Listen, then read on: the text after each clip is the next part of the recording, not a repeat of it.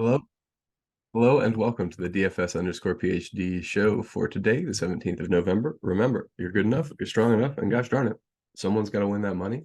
Might as well be Branson Nimmer. What a lineup, man. I mean, like, I was well dead. I only entered one lineup because I kind of got the idea in my head that it's more cool to win a milli on a solo shot or like one of these on a solo shot. So I might start doing that just to look cool. When I don't want to 20 max it or whatever. Also, when there's just one lineup that stands out for me, I'll play it. And this one won more sims than the rest. But it did not win the game because 2 out of 5 people got hurt, and it was the wrong game script entirely. But yeah, for Branson, it was the what was it? The Evan McPherson kick after the Chase touchdown. Which wait, he didn't have Chase? What? Okay, well, I that was okay. I'm extremely surprised he won then. Lamar in the captain, it left over $2,600 of salary, and you think, oh wow, that's a lot. No, that's the exact average of everybody on the list. Let's go back to the list. If you're on this list, 47.8, 46.5, 45.7, 47.5, 47.5. So to make the most dupes or even the most under fives list, you had to be in that range. That's just the range. Like don't be surprised that that was a unique lineup. Even though Lamar was captain, you can have a unique lineup if you leave that much money on the table anytime. That's what I mean. Like, also, that's kind of what I told you guys to do, right? Play the big three captain, get unique, like push the buttons. It's gonna work. And Habes was also Sheets did really well yesterday, and almost he was having a nice run until all of that garbage type stuff. So too bad for him. Yeah, I almost had a very nice thing. There's a reason we don't do halftime screenshots normally, but sweating is fun, and I like sweating with you guys. So I'm gonna put it out there. I did lose because Giddy got an assist in the last 3 minutes. Yeah, go check it out. Pretty cool how they closed the game for Oklahoma City yesterday to keep Giddy in there. Yeah, let's sub out all the starters. Oh, you only got 9 guys? No, they got more guys on the end of that bench. Sub out Giddy. What are you doing? Like, I mean, just to like show him up or something would be the only reason you would do something like that. No, I'm not going to have 100% Tobias Harris. What in the world? To do some changes to my first run here. So I make my projections and then I do my first run and then I start the show. And so that's why often you'll see me at the beginning like, no, we're not going to do that. So, okay. So my settings, let me tell you my settings and my projection changes for the day. And then we'll get to the actual exposures. This is draft one. It's way early in the morning. We're going to get a ton of news probably by the time you're even watching this. Make sure to join us in the Discord. Also, thanks for joining us. That's like a bunch of people there. I appreciate now we're up to almost 200 subscribers on YouTube. So yeah, thanks a bunch, guys. I appreciate it. Appreciate you guys being here. It's fun to see you learning and winning and stuff. I mean, like, I can only enter 150 lineups, like there's way more possibilities than that. There's just so much meat on the bone out there that if I don't win, I want one of you guys to win. I don't really, it's legitimately no conflict of interest at all. Okay, so the forks I have today, and again, I set these up in the morning, and as the day goes on, you want to make sure that all the forks you made are not the only things that your optimizer is reacting to, because you could have just built lineups by hand in that case, right? You want your little tweaks to be mixed in among the real value, and that's how you get a good set of unique lineups that are just right. So the little pieces that I'm going to mix in that are very unique and that are nonetheless absolutely leverage every time I play them. Foul trouble for centers. Sabonis foul trouble, Mark Williams foul trouble, Zach Collins foul trouble, Mitchell Robinson foul trouble, and Clint Capella foul trouble.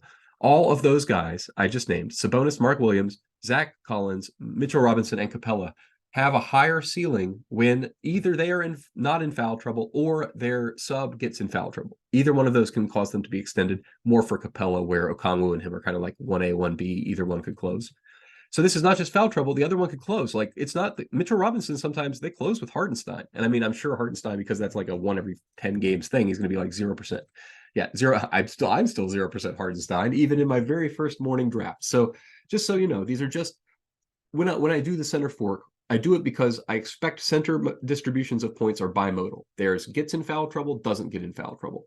And when they win you a GPP, I would posit they are mostly in the does not get in foul trouble part of the bubble. So what I'm doing when I bias the projections like this is I'm telling SaberSim, take the subset of center minutes where they get the minutes.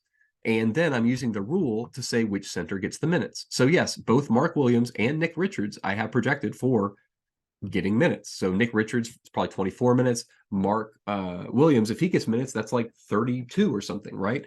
So yeah, those minutes aren't going to add up to the correct number of minutes in a game, like, and that's fine. You need to have a normalization done in your group rule, not just by the in the background. Okay, so pace of play notes for the day. I don't know what's going on. I had to significantly change one of these games. Pace of play was just so wrong for two of the games. Which one was it? It was like Sacramento and Phoenix, I think. I don't know which one was it. Yeah, Sacramento and Phoenix. Here they are. So they're like the 16th and 22nd team, Sacramento Phoenix line. I have to see what the actual game line is now. Because it's crazy. It's so high. 226. What is this game doing at 226? Like, these teams are anyway. So I think that's the game I had to change a lot to the south. Other games that, because pace of play was just not it's not there for that game. So I nerfed both of the teams in that game by several points. I think Sacramento and San. Wait, no, just Sacramento. What did I do there? Hold on. One of these games had a really Philadelphia Atlanta too was too low, so I raised that one. I don't remember one of these games where I lowered the it's the Lakers. Let's look at Lakers. What's the Lakers game? Lakers Portland. No, I only lowered one of the teams there. One of the games where I lowered both teams had a really bad. Let me look for that. I think it's Phoenix and Utah then. So I changed, but no, I didn't change both of their scores. All right, one of these games had a really low pace of play, and I remember yeah, it was New York, Washington. Now I have Washington higher. Yeah, okay. I don't remember which one it was that had abysmal line, but I would have placed the bet then if I was in a legal betting state, and we wouldn't be in this conundrum. Okay.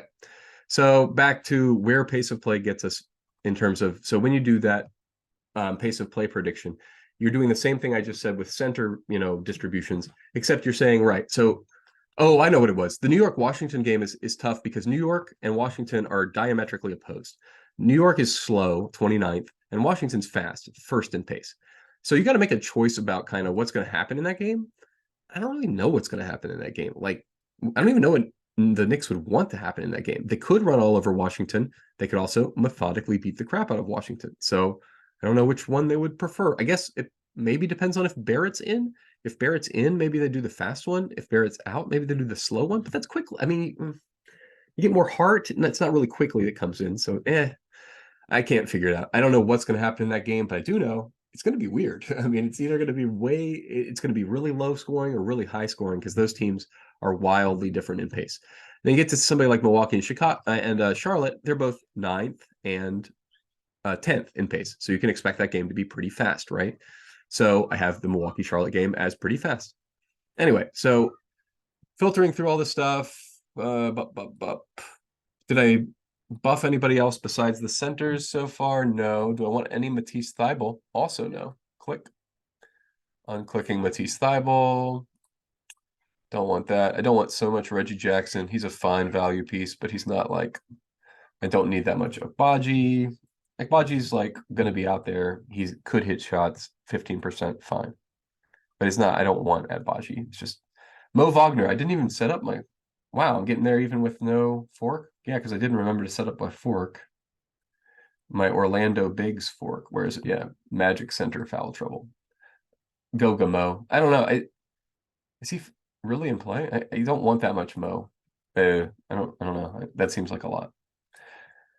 That's Mo Wagner talk for those of you on the audio. Welcome as well. I should do more content stuff for you guys. I'm mostly just trying to show my process, trying to improve my process, but also this is like really early in the morning, so it's not really at crunch time yet process-wise. I'm just setting up some basic stuff, making sure we don't wind up with any Landry Shamet today. There's good enough value today. This is an 11-game slate. If you feel uncertain about something here, click it off. Get it out of there. Don't have anything you're even Eric Gordon. Nope. No reason for it. He's fine, but like I don't need fine guys. I need guys who are going to win me this GPP today. I need to win $100,000. I need to feel like every single guy in this pool could win me $100,000. You know what I mean? That's how you set up this, yeah, people. I'm not going to be 100% anybody. Don't. I've broken the optimizer, playing with it now. I'm going to reset it later with a different set of conditions. So just to clear it up, this is draft 0. There's going to be a draft 1 as news comes in. I probably won't actually sit down and put. Yeah, I won't do a real draft until probably 2 o'clock till we get all shoot around news, because it doesn't even this is, it's fine to do this, but it's mostly just to get a sense of what the rotations are and what the important things about today are going to be. So the important things about today: Keyontae George continues to start. People continue to underproject Tobias Harris James Harden is still out. He's still rocking it in this offense. I'm not going to get to 75%, obviously. Joel is rocking it. And he's going to be in a fast-paced game. That's the other thing. Yeah, Philadelphia and Atlanta. Let's look at this game. Atlanta's 3rd. Philly is 11th. They have agreed. There's an agreement between these teams. They will go fast. They will do a lot of scoring, they will do a lot of possessions. Scoring to be determined later. But yeah, as a result of that being a fast game, I'm going to get to pieces from that game at a high rate. No surprise there. Yeah, Koulibaly's out there, man. That's a solid punt play for me, especially in a game where any given game, you could put him out there for 40 minutes for some reason. I don't know why, but yeah, I'm fine with every single one of these plays I'm seeing now. Malachi Branham accepted. Don't want Manny Branham. Click him out of the pool. Oh, and that's something else I was trying to say. So another this team stack thing, I'm doing it by pace, but you can do it just by reacting to the games and what you think is going to happen. That's the beginning of when you do the lineup generator from Stochastic. That's how it starts, right? It says, what do you think is going to happen in this game? And the reason is, if you have any lean like that at all, you are immediately unique. That lean that you have is immediately going to bias all of these projections into your you already have a whole data. You don't have to make any other changes if you have one lean on the game, right? Because changing one projected points total changes everybody in that game's projected points. So you're set to just go on and run the optimizer. So it's one of the easiest ways to get unique, and it's one of the easiest ways to bring your leans about a game in. For instance, part of the reason it's not just pace that I have the Clippers and Houston very low scoring. I don't want anybody from that game. That game's gross. I don't there's going to be a mutual agreement between two really, really slow teams. Houston, the slowest. Clippers, the 23rd slowest, or 7th slowest, I guess, from the bottom of the list. But whenever you have both teams agreeing to play slow, I don't want anybody from that game. Should have listened to myself yesterday, right, with Chicago. That was the whole thing I said, the whole setup: play 7 guys from the late game, play 7 guys from the late game. Obviously, that was still going to hurt you in a different way with the blowout and stuff, but it was definitely right? Yeah, it depends on the guys from the first game. And I didn't check who actually, what the lineup looked like that won the Classic. It probably did have a few of those Brooklyn pieces. Okay. It's pretty much all the stuff I got right now for today's NBA slate. So I think I'll leave you with, I'll say some core pieces. Why not for now? But it changes obviously with news. I guess right now I'll say Keyontae George, Skylar Mays, Zach Collins core. Yeah, I think that's it.